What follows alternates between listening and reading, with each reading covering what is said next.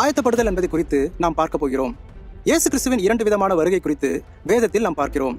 இயேசு கிறிஸ்து மாம்சமாக இவ்வுலகத்திற்கு வந்து ஒரு ஆட்டுக்குட்டியை போல தன் ஜீவனை பலியாக கொடுத்து மரித்து பின்பு உயிர்த்தெழுந்தார் என்று நாம் பார்க்கிறோம். இது முதல் வருகை.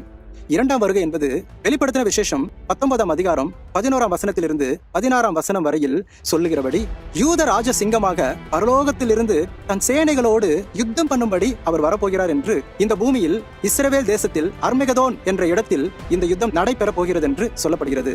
ஆனால் அநேக கிறிஸ்தவர்கள் இயேசு கிறிஸ்து 2ஆம் வருகையில் என்னை கொண்டு செல்வார் என்று நம்பிக்கொண்டிருக்கிறார்கள். அப்படி வேதம் சொல்லியிருக்கிறதா? இதுபோல நீங்கள் நினைத்துக் கொண்டிருந்தால் இதை நாம் ஆராய்ந்து தெளிவுபடுத்திக் கொள்வது மிகவும் அவசியமாய் இருக்கிறது. ஏனென்றால் இயேசு கிறிஸ்து 2ஆம் வருகைக்கு முன்பு 1 தெசலோனிக்கேயர் 4ஆம் அதிகாரம் 16ஆம் வசனத்திலிருந்து 17ஆம் வசனம் வரை, ஏனெனில் கர்த்தர் தாமே ஆரவாரத்தோடும் பிரதான தூதனுடைய சத்தத்தோடும் தேவ எக்காலத்தோடும் வானத்திலிருந்து இறங்கி வருவார். அப்பொழுது கிறிஸ்துவுக்குள் மரித்தவர்கள் முதலாவது எழுந்திருப்பார்கள்.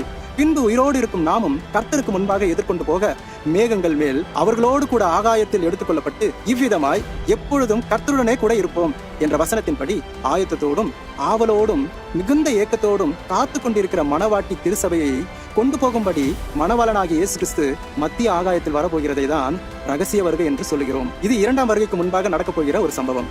ஏன்னா இந்த ரகசிய வருகையின் போது எடுத்துக்கொள்ளப்பட்டவர்கள் அவருடைய சேனைகளாக யுத்தம் பண்ணும்படி அவரோடு கூட வருவார்கள். அவர் யுத்தம் பண்ணி முடித்த பிறகு இந்த பூமியில் 1000 வருடம் அவர் அரசாள போகிறார். 1000 வருட அரசாட்சியில் நாமும் அவரோடு கூட அரசாள போகிறோம். ஆகவே 2ஆம் வருகை என்பது சாத்தானோடும் அவன் கூட்டத்தோடும் யுத்தம் பண்ணும்படியாக தான் அவர் வரப்போகிறாரே தவிர நம்மை கூட்டிக் கொண்டு போக அவர் வரப்போவதில்லை.